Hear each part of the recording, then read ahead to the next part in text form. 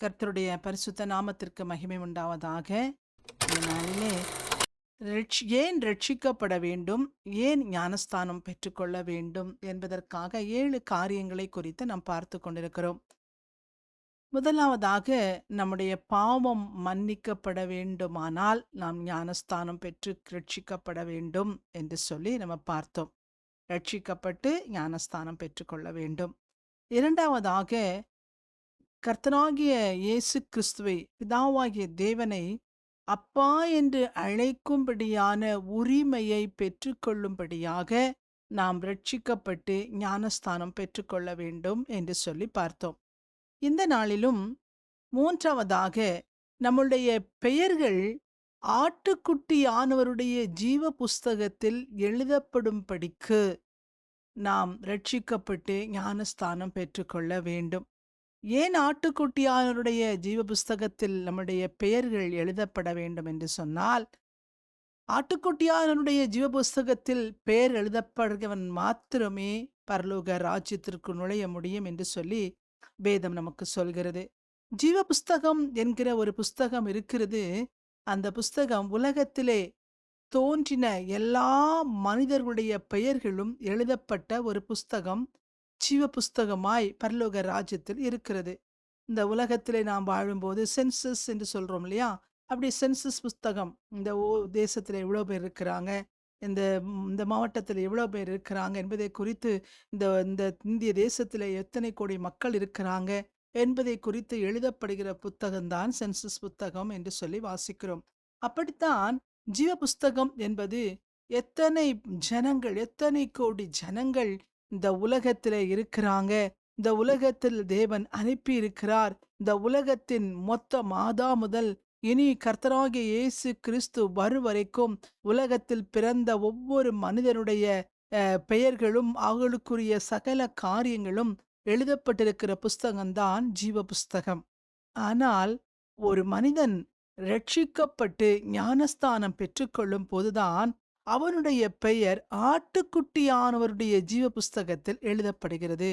கர்த்தராகிய இயேசு கிறிஸ்து அவர் ஒருவரே தெய்வம் என்று விசுவாசித்து, யார் ஒருவர் அவருடைய வார்த்தைக்கு கீழ்ப்படிந்து ஞானஸ்தானம் பெற்றுக்கொள்கிறார்களோ அந்த வேளையிலே அவனுடைய பெயர், அவளுடைய பெயர் ஆட்டுக்குட்டியானவருடைய ஜீவ புஸ்தகத்திலே எழுதப்படும் என்று சொல்லப்பட்டிருக்கிறது.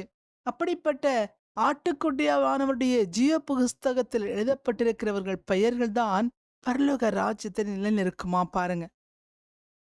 ஜீவ புஸ்தகத்தில் எல்லா மக்களுடைய பெயர்களும் இருக்கும்.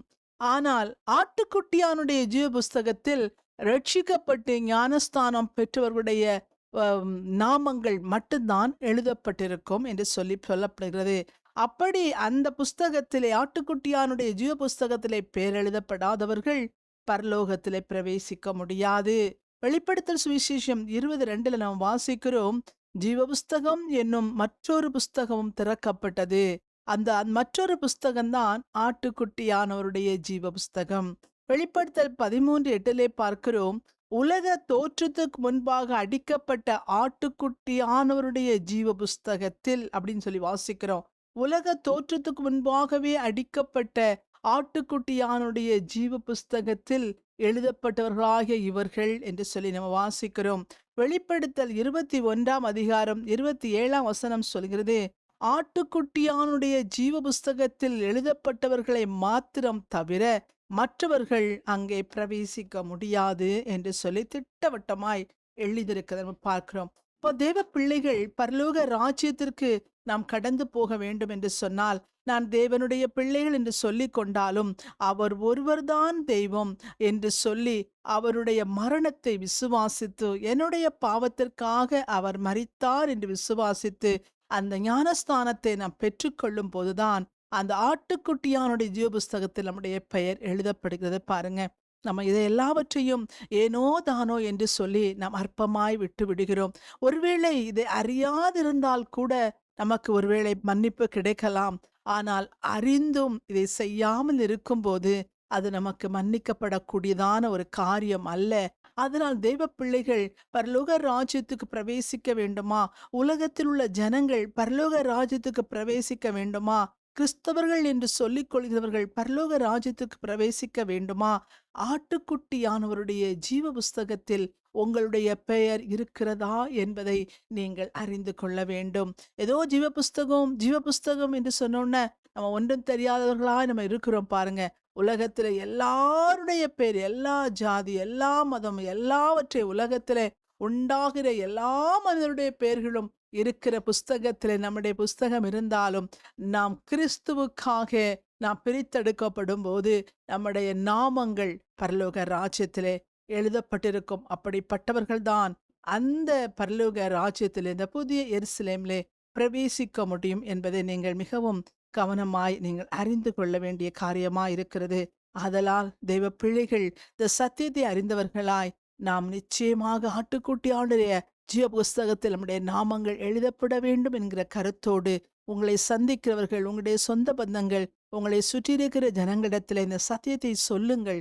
கர்த்தர் தாமே உங்களை ஆசீர்வித்து உங்கள் மூலமாய் அநேக பிள்ளைகளுடைய நாமங்கள் ஆட்டுக்குட்டியானுடைய ஜீவ புஸ்தகத்தில் எழுதப்பட நீங்கள் காரணமாய் இருப்பீர்கள் என்று சொன்னால், உங்களுடைய நாமங்கள், உங்களை கர்த்தர் வாழ்த்துகிற, உங்களுக்கு கர்த்தர் செய்கிற ஆசீர்வாதங்களை நீங்கள் கண்ணால காண முடியும் பாருங்க. ரட்சிப்பின் பாத்திரத்தை கையில் எடுத்து, ரட்சகா உம்மை நாங்கள் தொழுகிறோம் என்று சொன்ன வார்த்தையின்படியா இந்த ரட்சிப்பின் பாத்திரத்தை நாம் கடந்து போற இடமெல்லாம் சொல்லுவோம்.